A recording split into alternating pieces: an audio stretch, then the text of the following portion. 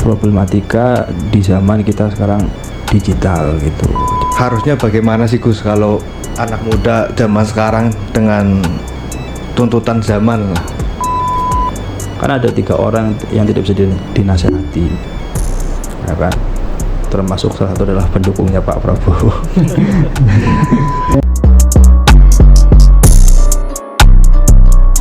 Tantangan kita kan zaman sekarang memang kurangnya interaksi sosial, kurangnya interaksi sesama manusia. Itu kan memang menjadi problematika di zaman kita sekarang digital gitu. Jadi mengadakan forum seperti ini itu memang tujuannya adalah untuk biar sama-sama memperbanyak interaksi sosial yang bersifat santai, bersifat santai, kita santai aja ngobrol-ngobrol, sharing santai gitu. Nah, mungkin memang kita juga perlu membuka pintu selebar-lebarnya. Jadi siapapun yang ingin hadir, ya kita sangat terbuka ya.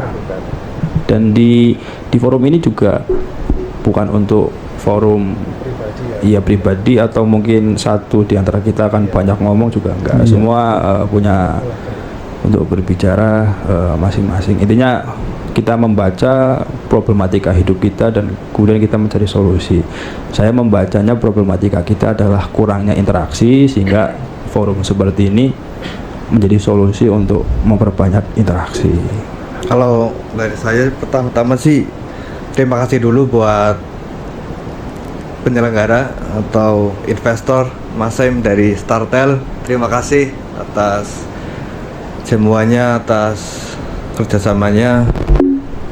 Jadi kalau saya malah senang, jadi ada ruang buat saya belajar, sharing bareng sama teman-teman yang ada di sini, lebih khususnya kepada Gus Maslul, bagaimana menjadi anak muda itu harusnya bagaimana.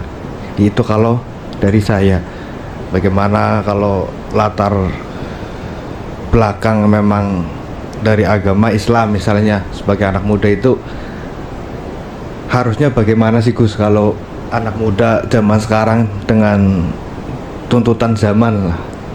Iya, sebenarnya juga masalah-masalah terkait, ya kita kan juga kadang sering mendengar kayak, wah saya kosong banget gitu ya, kayak kosong.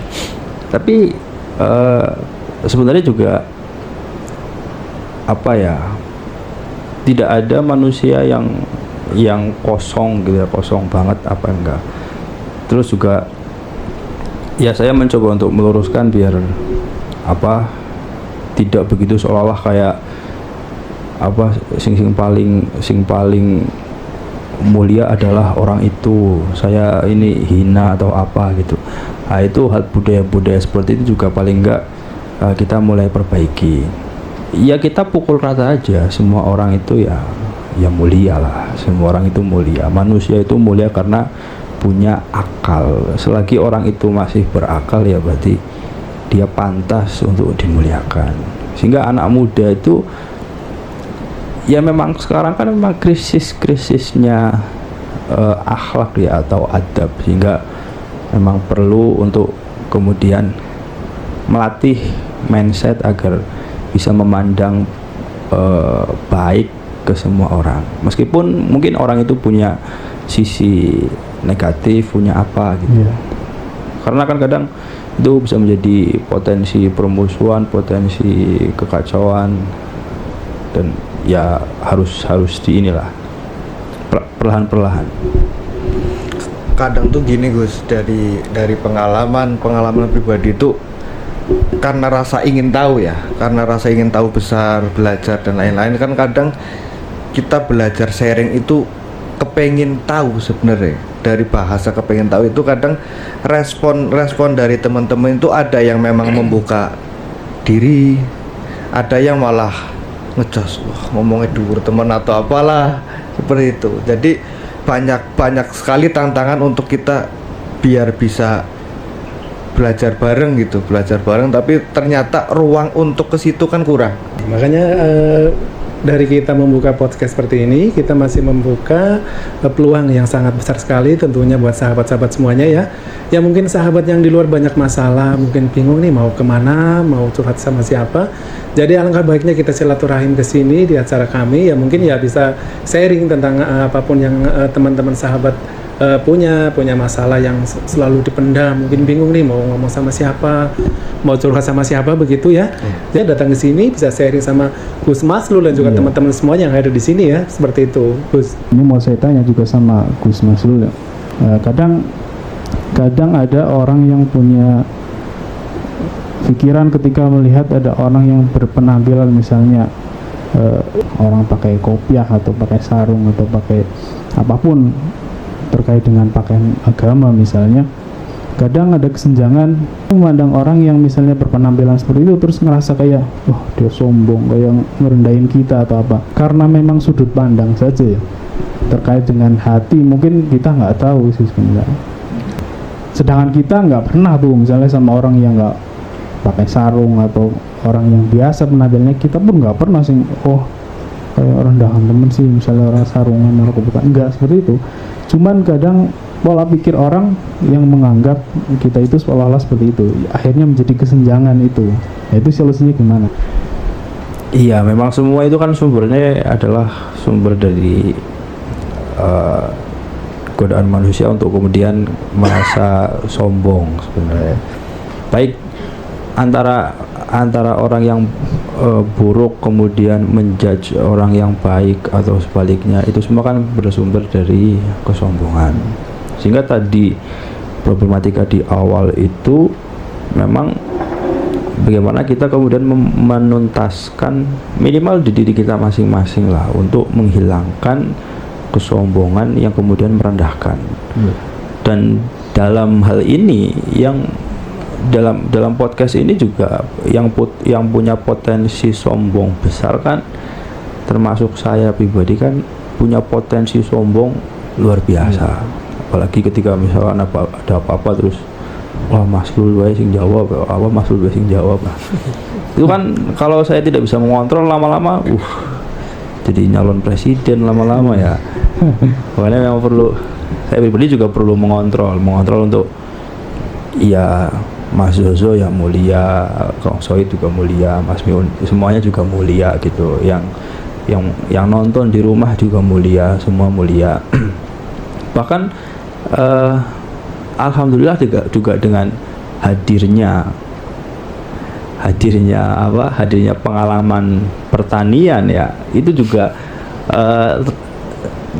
per hari ini malah saya jadikan sebagai upaya untuk berusaha turun dari potensi kesombongan. Jadi nganggo celana mari ngalas ngono misalnya. Terus nganggo sepatu bot ya, terus pecinan mari ngalas. Itu bagian dari saya jadikan untuk ben orang dangak terus ngono lah. Jadi orang kicau mania terus minimal. Yang itu juga termasuk kegiatan podcast ini juga bagian dari ya alhamdulillah saya tertolong oleh teman-teman semua di sini. Akhirnya saya tidak terlalu dangak karena potensi dangak saya itu luar biasa tinggi sekali, sehingga ya saya berusaha untuk berusaha untuk bertemu dengan siapapun. Dan sekali lagi ya disclaimer adalah bahwa semua di antara kita ini punya sisi kemuliaan masing-masing. Dan saya juga tidak menutup kemungkinan ya, karena saya juga adalah manusia biasa dan setiap omongan atau apa juga tetap punya potensi salah.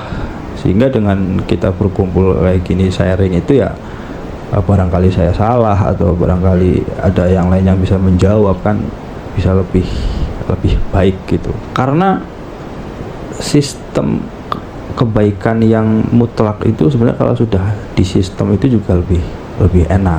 Contoh kayak ketika kita bisa memandang semua orang itu tidak rendah, kita ini itu juga nanti kan kebaikan lahir dari situ kan banyak. Tidak perkelahian jadinya, terus tidak saling apa gitu. Dan karena semua kan memang potensinya kan sama, manusia memang punya potensi baik, punya potensi buruk, tapi langkah paling tidak beresiko adalah dengan menghormati, memuliakan. Itu tidak beresiko daripada merendahkan, malah nanti ternyata orang itu tidak rendah, kan malah beresiko. Nah kita makanya tadi Mas Yusuf kan juga membuka ya, bahwa ini acara ini sangat terbuka, bahkan juga mungkin nanti ke depan akan ada kita panggil siapa gitu ya. Biar kita juga jemput bola gitu, nggak nunggu orang lain datang tapi kita juga berusaha jemput bola. Apalagi di sini kan juga banyak lah dari Mas Zozo yang punya keahlian apa gitu ya, dari Mas Nuha juga punya keahlian apa, Mas Ilman dan seterusnya kan punya keahlian masing-masing. Nah itu ketika dikumpulkan kan bisa jadi luar biasa. Karena saya juga meyakini bahwa saya ini tidak bisa berbuat banyak, tidak bisa, dan lagi-lagi ya bahwa berdakwah itu terutama bagi kalangan-kalangan yang punya tanggung jawab untuk berdakwah itu memang tidak bisa tercapai kecuali dengan mengatur sistem dunia sekitar ini bisa teratur. Nah dunia ini kan termasuk ada pekerjaan, ada sosial, budaya dan seterusnya. Dan itu tidak mungkin kemudian ditanggung oleh satu orang pemuka agama. Itu harus semua kalangan punya tugas. Ya mungkin sahabat atau mungkin teman-teman semua bisa datang di acara ini Gus ya. Jadi kita cuman merasa bahagia senang sesaat, ketika kita lagi ada masalah kita bingung mau curhat sama siapa, mungkin mau keluh kesah sama siapa gitu Gus. Jadi mungkin adanya acara podcast ini untuk sahabat atau mungkin teman-teman semuanya bisa langsung bergabung ya. Tempat ini terbuka untuk semuanya, tidak hanya untuk orang-orang yang lebih kenal, lebih dekat. Jadi siapa saja yang mungkin mau datang ke sini dipersilahkan. Terus saya malah lagi penasaran tantangan anak muda dari sudut pandang orang tua itu bagaimana. Kalau di sini kan ada Kang Sohid sebagai orang tua yang sudah punya anak remaja gitu. Tantangan yang cerita menjadi orang tua yang sudah punya anak remaja itu bagaimana untuk tantangan di zaman sekarang ini? Ya kalau menurut saya sebagai orang tua ya memang pikirannya orang tua, karena memang anak sudah remaja itu seseorang itu kemana-mana pikirannya. Maksudnya karena mereka juga sudah bebas bergaul, kita pun tidak bisa mengontrol seperti waktu dia masih kecil kan. Kita nggak bisa mengontrol 100%, kita tidak bisa, punya kekhawatiran yang lebih daripada anak itu masih kecil. Di saat kita memberikan sebuah arahan yang mungkin menurut kita baik ya, terkadang karena mereka juga sudah berpikir seolah-olah mereka itu lebih tahu daripada kita. Iya, kebiasaannya itu seperti itu. Sehingga kadang-kadang kita ngomong apa tapi nggak dipakai. Itu satu kesulitan buat kami sebagai orang tua. Ya mungkin apabila ada solusi-solusi yang mungkin di sini nanti bisa disampaikan, karena terus terang itu tantangan berat. Salah satunya apa yang disampaikan tadi tentang masalah bermain game ya, tentang bermain game. Itu memang di sisi lain sedikit ada kebaikannya, tapi lebih banyak ketidakbaikannya menurut saya. Karena ketika anak itu sudah terlalu asik bermain game ya, sehingga apalagi disuruh ibadah, suruh makan saja itu sulit, itu susah, kadang sampai lupa waktu seperti itu. Ya barangkali di acara ini ada solusi-solusi dari teman-teman yang nantinya bisa menjadikan pemahaman untuk anak-anak remaja sekarang, ya bukan hanya untuk anak saya ya, ya untuk semuanya supaya anak itu bisa mengerti apa itu kebaikan dan apa itu keburukan, ya seperti itu. Kalau bicara tentang anak ya, anak muda, aku ada cerita sedikit. Ada cerita sedikit tentang tentang saya sendiri. Jadi baru ngeh itu kemarin setelah nikah. Ternyata ibu itu ngingetin contoh hal-hal baik, ngingetin itu dari saya masih kecil sampai mau nikah. Itu setiap hari ngingetin dan bangunin sholat subuh. Itu setiap hari. Berarti selama saya menikah itu di umur 23 tahun, ternyata dia melakukan itu setiap hari. Walaupun saya sudah tahu dari SD bahwa sholat itu wajib, dan otak saya itu sadar bahwa sholat itu wajib dan harus dilakukan. Tapi selama masih kecil sampai 23 tahun, sholat kalau disuruh, ngeh setelah nikah. Baru ngeh itu setelah nikah. Ternyata kalau saya nggak sholat, gimana ini di depan istri? Akhirnya kan seperti itu. Oh, ternyata memang yang belajar saya dari ibu adalah bagaimana istiqomah ikhtiar. Ternyata walaupun kalau dirasa di hati, saya sendiri akhirnya ngerasain ikhtiar atau bicara satu hal yang terus menerus setiap hari, kayaknya kalau di hati rasanya memang luar biasa gitu. Akhirnya ya dari cerita saya sih seperti itu gitu. Memang mungkin untuk Kang Sohid nggak ada solusi selain ikhtiar yang terus menerus, akhirnya kan seperti itu.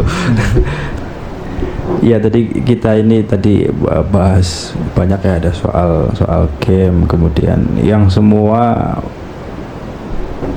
menuju bagaimana cara mendidik diri kita sendiri maupun mendidik keluarga kita, kan tujuannya tadi di seperti itu ya. Dan di samping karena saya sendiri juga bukan orang yang ahli di segala bidang kemudian bisa menjawab segala hal, tapi paling tidak ada beberapa konsep yang bisa dibagikan ya untuk kita semua, bahwa apapun jelas. Kalau hukum fikih itu kan memang jelas bahwa al aslu fil asya mubahun hatta yadulla alaihi dalilu tahrimihi aw tahlilihi. Jadi apapun itu, hukum awal itu adalah mubah, boleh, sampai kemudian ada dalil haram atau halal dan seterusnya, baru berubah status hukum. Bermain, apa hukum bermain? Ya apapun itu ya, entah itu ngegame, entah itu apapun lah, judulnya kan bermain. Apa hukumnya bermain? Iya, karena tidak ada dalil larangan bermain, berarti bermain itu mubah. Tetapi kemudian kok dalam proses menjalankan permainan itu kok ada unsur dalil haram, ya maka berubah hukumnya menjadi haram. Contoh, kita bermain Mobile Legend misalkan, itu kan mubah, tapi kemudian dalam proses permainan itu ada hal haram, ya maka menjadi haram. Apa contoh hal haram saat bermain? Misalkan di situ dibuat taruhan atau apa, ya judi, atau kemudian itu melupakan orang tersebut dari sholat, ya maka saat itu permainan yang dilakukan hari itu juga menjadi hukumnya haram karena menjadi penyebab meninggalkan sholat. Tetapi karena ya saya sering sekali lah mendengar bagaimana ketika ini, bagaimana ketika itu, dan seterusnya. Cuman ya kita tetap harus ini ya, harus mengakui dan menyadari bahwa ya pasti ada di diri kita itu hal-hal yang melanggar aturan, itu pasti. Maksudnya kita itu memang kadang pengennya memang sempurna ya, pengennya ideal, tapi ya tetap kadang ada beberapa hal yang melanggar aturan, dan setiap orang kadang-kadang punya hal itu, tidak terkecuali siapapun. Dan itu juga beberapa ulama juga berpendapat memang orang baik itu, definisi orang baik di Al-Quran itu memang bukan orang yang tidak pernah melakukan kesalahan, bukan. Di orang baik itu orang yang ketika dia berbuat salah kemudian dimaafkan oleh Allah. Nah, itu orang baik. Nah, tinggal seberapa pede kita ketika kita berbuat salah itu bahwa ini akan diampuni oleh Allah. Ini bukan berarti mendukung orang untuk berbuat buruk ya, tidak. Tapi bahwa manusia di zaman sekarang ini meskipun tidak bisa sempurna, tapi Allah juga mengetahui itu, bahwa manusia awam itu selain Nabi Rasul itu memang tidak bisa dan tidak akan mungkin, karena tidak punya sifat maksum, terjaga dari dosa. Jadi manusia itu pasti akan terkena dosa. Nah, memang kadang beda-beda antara dosa yang saya lakukan, antara dosa yang Mas Zozo lakukan, ini berbeda. Tapi masing-masing antara saya sama Zozo pasti ada sisi-sisi hal dosa yang pernah dilakukan, ada aturan yang pernah dilanggar lah. Dan itu terkait hukum dan bagaimana kita menyikapi terhadap hal-hal buruk yang kadang terjadi di diri kita atau orang lain. Bukan kita memaklumi hal itu ya, tapi kita menyadari bahwa sebagai mengontrol diri kita, ketika kita memberi nasihat kok tidak ditanggapi, ketika kita memberikan ilmu kok tidak dilakukan, jadinya kita terus sabar.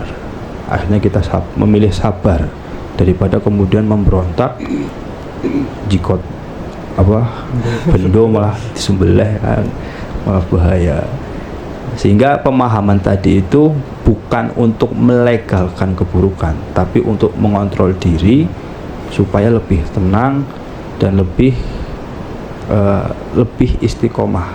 Meskipun nasihat saya kemarin tidak dipakai anak waktu itu, tapi akan saya sampaikan di kemudian hari terus, meskipun belum dilakukan.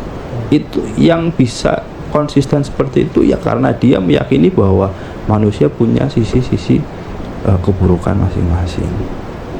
Karena kalau kita selalu memaksakan ideal, memaksakan apa, nanti kadang ditakutkan malah terjadi emosi dan hal-hal yang tidak diinginkan.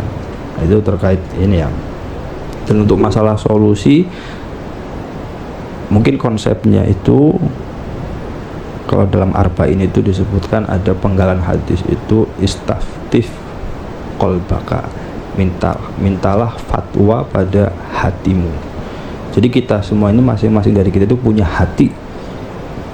Nah, ini sebisa mungkin dimanfaatkan, dimintai fatwa, dimintai keterangan, dimintai keputusan, dimintai keterangan. Jadi ya mungkin untuk penonton dan mungkin orang-orang di rumah ya, bahwa ketika ada pertanyaan atau ada apa, itu juga kadang saya meyakini bahwa jawaban terbaik itu kadang ada pada diri sendiri orang tersebut. Contoh misalkan, tapi kenapa tujuan terus kemudian ngobrol sharing seperti ini? Ya tujuannya agar bisa menemukan jawaban-jawaban lain sehingga bisa untuk pertimbangan. Nah, kayak saya pun juga tidak bisa memberikan jawaban yang benar-benar pas, benar-benar sesuai, juga tidak. Agama juga tidak membatasi manusia untuk kemudian kamu harus sesuai sama A, B, C, D. agama juga memberi keleluasan manusia untuk berpikir, untuk kemudian minta keterangan kepada hati. Wah, kira-kira saya harus seperti apa nih, meskipun konsep awal tetap agama memberi batasan-batasan, konsep agama jelas, tapi apa yang akan kita lakukan ini kadang masing-masing dari kita tuh lebih paham konsekuensi, resiko, dan ya soal mendidik anak itu juga tidak bisa dipukul rata kan, antara keluarga si A ke keluarga si B gitu kan, beda karena berbeda lawan bicara, berbeda karakternya, berbeda apa gitu. Lagi pula kadang kan orang kan ada 3 orang yang tidak bisa dinasehati, ya kan? Termasuk salah satu adalah pendukungnya Pak Prabowo. Saya melihat dari sisi pengalaman ya terkait dengan anak, karena saya pernah menjadi anak juga ya. Iya, sama kayak Nuha tadi. Kita sadar bahwa nasihat orang tua itu ternyata penting banget ya ketika kita jadi orang tua sih. Ya mungkin buat menenangkan Sohid ya, biar nggak terlalu frustasi ngurusin misalnya, anaknya aku kayak banget misalnya. Ya buat nggak cuma Kang Sohid ya, siapapun lah yang punya anak di era zaman sekarang ya. Saya pun merasa kayak gitu. Dulu disuruh bangunin sholat ya, subuh mentok paling terus tangi jenggal tangi kan naik mama nais ngomong, ya wis aku suruh tanggung jawab ning akhirat ya, terus anis tanggung jawab lagu ngene pe, oh iya salat. Dan sama aku ya pun, mungkin aku dulu bukan anak yang suka main game ya, dari dulu memang enggak, tapi kan gitaran mengi-mengi, akhirnya tanginya awan misalnya. Permasalahan anak muda kan semua pada eranya beda-beda ya, tapi sama-sama membuat menunda waktu atau apa. Yang jelas mungkin Kang Sohid yang bisa terus istiqomah ya mengingatkan ya, karena kewajiban orang tua mengingatkan, sedangkan anak ya mungkin hatinya bisa tersentuh entah kapan dan bahkan bakalan tahu bahwa itu kebutuhannya nanti kalau pemikirannya sudah dewasa. Jadi apa yang tadi disimpulkan sama Mas Hilmi itu sangat benar-benar sangat manfaat ketika kita baru menyadari pada hari ini kita menjadi orang tua ya. Iya. Tapi dari Kang Sohid sendiri itu, yang orang tua sama anak itu yang ada jarak antara anak dan orang tua, atau yang sering sharing bareng, ngobrol bareng kayak gitu? Alhamdulillah, saya pernah mendengar satu kajian yang mengatakan bahwa ketika anak itu sudah memasuki usia remaja, maka jangan jadikan dia seperti anak, tapi jadikan dia seperti teman. Nah, itu saya lakukan ya, alhamdulillah, sehingga problem permasalahan apapun ya, karena memang saya jarang curhat di luar ya, maka saya curhat sama anak. Itu memang kenikmatan tersendiri yang saya rasakan itu loh. Cuman kalau nyuruh apa istilahnya ya, tantangan yang maksudnya saya berarti cuma satu, saya itu hanya kepengin anak saya itu rajin sholat tepat waktu berjamaah. Itu yang saya inginkan, kunci satu. Masalah pekerjaan, urusan apa, saya nggak ngurusin itu, tapi yang paling utama yang saya kepengin itu cuma itu. Cuman kalau untuk masalah yang tadi usia remaja itu jadikanlah seperti teman, itu saya berusaha melakukan ya, alhamdulillah anak juga nggak enggan. Saya pun juga ketika membutuhkan solusi dari anak, karena terkadang walaupun saya orang tua ya, tapi terkadang kan nggak sepenuhnya saya mampu berpikir secara maksimal kan, sehingga ketika tanya sama anak, ternyata anak punya solusi yang lebih baik seperti itu. Dan memang yang membangun kemampuan anak itu ketika orang tua seperti itu sih. Maksudnya ya saya pernah dengar entah itu psikolog atau apa, seorang tua ketika misalnya sama anak kecil saja ya, anak misalnya langsung diklaim misalnya, kamu nggak bisa, itu bisa merusak kemampuan anak yang sebenarnya bisa tapi nggak berani melakukan akhirnya. Tapi dengan orang tua yang bahkan cuma pura-pura nanya sama anak misalnya, ini solusinya apa sih ya, walaupun solusinya misalnya salah ya, itu bisa membangun membangun percaya diri anak gitu. Kembali ya, kalau memang pertanyaan kayak terkait solusi atau apa itu memang itu semua saya kembalikan ke diri masing-masing lah ya, yang menghadapi problematika itu. Tapi hal itu juga sama menjadi problem yang dihadapi oleh orang-orang seperti saya contohnya, yang mungkin diberi beban tanggung jawab untuk kemudian menyampaikan ilmu yang telah beberapa waktu dikaji di pesantren. Tetapi kadang saya berusaha mengontrol keinginan, berusaha mengontrol hawa dan seterusnya. Pernah juga beberapa ulama itu menukil dari salah satu ayat Al-Quran yang intinya adalah seandainya Allah berkehendak, maka satu bumi ini manusia akan semuanya beriman. Itu firman Allah ketika Nabi Muhammad merasa kayak, duh kok ada yang munafik, ada yang bla bla bla dan seterusnya. Jadi memang kunci manusia itu akan baik atau tidak itu memang bukan ranah manusia, bukan ranah kita. Bahkan umat Nabi Muhammad saja, Nabi Muhammad tidak punya kekuatan penuh untuk bisa umat aku apik kabeh. Tetapi solusi yang diambil oleh Nabi Muhammad adalah beliau berani pasang badan untuk kemudian menjamin umat beliau yang mungkin rada-rada kepimen, kajian Nabi siap nanggung, sing kepimen kajian Nabi siap nanggung. Artinya mungkin, dan kenapa Nabi Muhammad sampai seperti itu, karena merasa bahwa umatnya itu ya kayak keluarga beliau. Bahkan dalam beberapa kitab syarah itu kan disebutkan Alu Muhammad, keluarga Muhammad itu kan termasuk kulul mukminin, semua orang-orang mukmin itu termasuk keluarga Nabi Muhammad.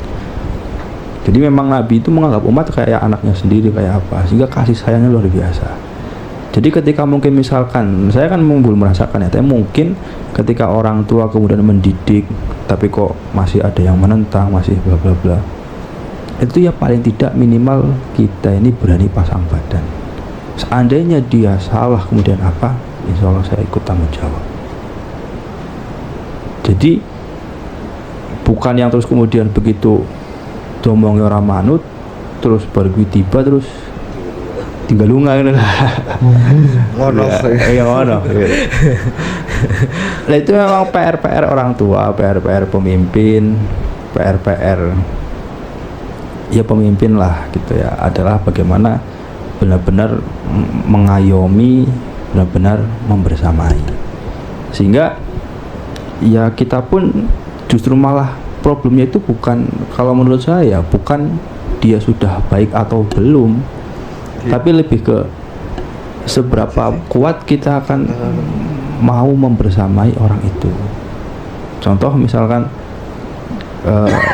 ketika berteman dengan orang lain misalkan, ya pasti ada momen-momen wah jebule bocah kayak ora apik ya, wah jebule. Tapi kan itu sudah diketahui oleh semua orang bahwa itu pasti terjadi, keburukan itu pasti akan ada. Nah justru malah PR yang paling penting adalah seberapa kuat kita ini membersamai semua orang itu, membersamai keluarga, membersamai umat ketika orang itu menjadi pemimpin. Karena ketika wis orang apik terus ditinggal, ya tambah. Sehingga memang problemnya seberapa kuat kita membersamai anak kita, seberapa kuat kita membersamai keluarga kita. Nah ben kuat pimen, ya kita kontrol diri kita sendiri, itu kontrol kita. Gimana caranya agar kuat, agar ini, agar itu. Sehingga kita emang kadang harus menyempatkan waktu untuk berpikir, untuk sekedar merenung, biar bisa menemukan pola agak tenang, hatinya agak tenang, agak bisa menerima keadaan, menerima takdir. Apalagi bagian dari iman itu kan adalah antuk minabil qadari khairihi wa syarrihi. Harus meyakini bahwa apapun yang terjadi ini semua itu adalah bentuk takdir dari Allah Subhanahu wa taala yang harus kita terima. Meskipun secara syariat menerima takdir itu bukan berarti diterima secara mentah-mentah, tapi syariat juga mengatur bahwa kita harus berusaha sebaik mungkin. Ya kayak contoh misalkan saya kan juga banyak teman-teman yang kadang masih kesulitan melakukan ini, masih kesulitan melakukan ibadah wajib atau seterusnya. Nah itu memang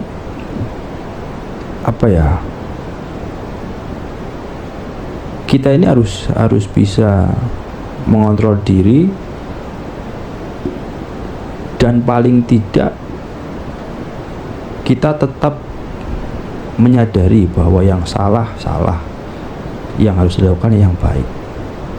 Jangan sampai kemudian gara-gara kita ini fanatik tidak mau menyentuh hal yang buruk, ketika kemudian kepepet dan akhirnya nyemplung, ini berusaha mencari alasan agar yang buruk itu berubah status menjadi baik.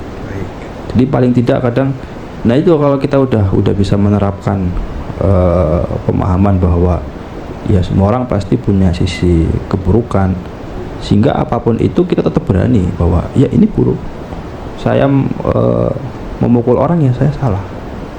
Paling tidak hal-hal yang itu tetap, yang salah tetap salah, yang baik-baik, meskipun kita belum bisa melakukan secara sempurna kebaikan itu, meskipun kita belum bisa sempurna meninggalkan semua larangan, tapi paling tidak kita tetap memahami bahwa ya itu tidak boleh.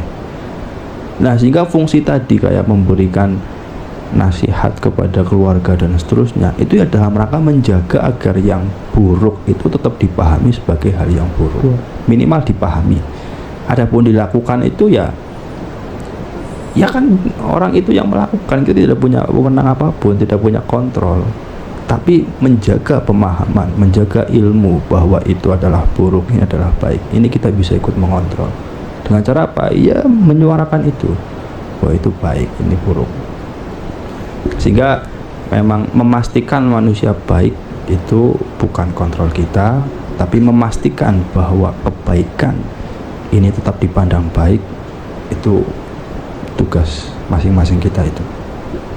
Jadi kita sepenuhnya sini didukung oleh Startel ya, dari hal apapun yang kita acarakan pada malam hari ini di ruang podcast kami, di silaturahmi podcast kami, semuanya Mas Semiun ya, atau mungkin dari Startel yang mendukung. Malam hari ini mungkin yang punya HP jadul ya, ingin ditukar yang baru, di Startel tersedia nih Gus ya.